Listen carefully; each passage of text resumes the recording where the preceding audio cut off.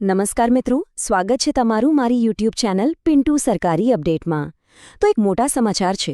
ગુજરાત ગૌણ સેવા પસંદગી મંડળ એટલે કે GSSBએ પરીક્ષાના કોલ લેટર બહાર પાડી દીધા છે।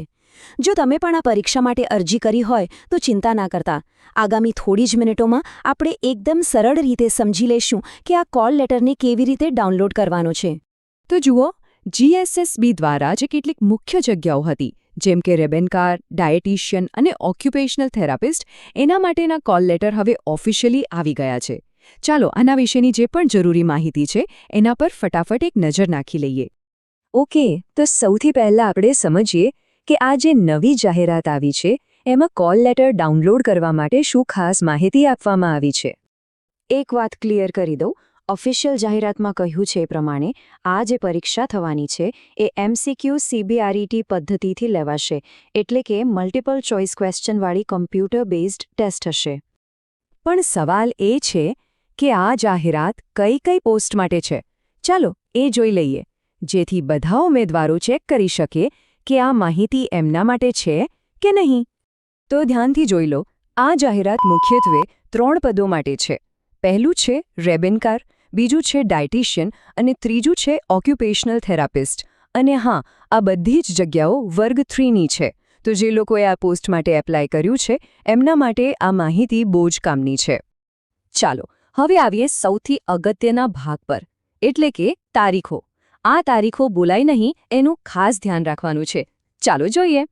એકદમ ખાસ નોંધી લેજો, આ 3 પદો માટે પરીક્ષા એક જ દિવસે છે। કઈ તારીખ? 13 એપ્રિલ 2026। તૈયારી માટે આ ડેટ મગજમાં ફિટ કરી લેજો। અહીંયા જુઓ, એકદમ ક્લિયર છે, બધા જ પદો માટે પરીક્ષાનો સમય તો એક જ રાખવામાં આવ્યો છે, સવારે 9:30 થી 11। પણ સૌથી અગત્યની વાત, કોલ લેટર ડાઉનલોડ કરવાનું ક્યારથી શરૂ થશે?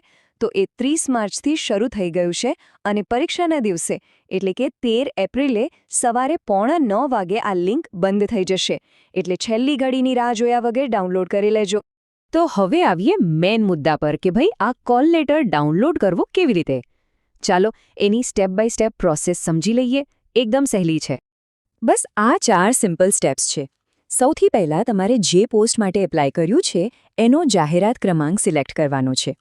પછી તમારો કન્ફર્મેશન નંબર અને જન્મ તારીખ નાખવાની છે અને બસ લોગિન પર ક્લિક કરી દેવાનું। જો વેબસાઇટ પર તમને કંઈક આવું જ પેજ જોવા મળશે। અહીંયા બધી માહિતી ધ્યાનથી ભરી દેજો, જાહેરાત ક્રમાંક, કન્ફર્મેશન નંબર અને જન્મ તારીખ। આટલું કરશો એટલે તરત જ તમારો કોલ લેટર સામે આવી જશે।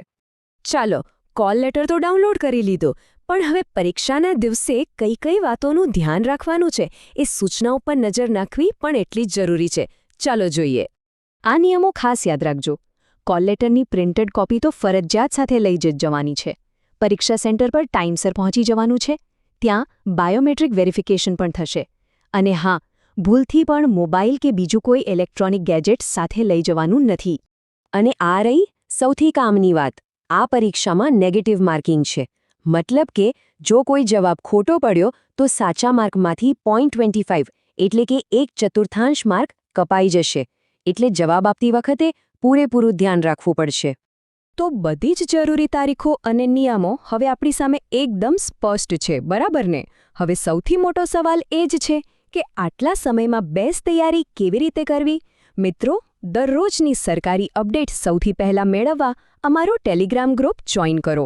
લિંક ડિસ્ક્રિપ્શનમાં છે, હમણાં જ જોઈન કરી લો। ચાલો, તો મિત્રો આ હતી સંપૂર્ણ માહિતી।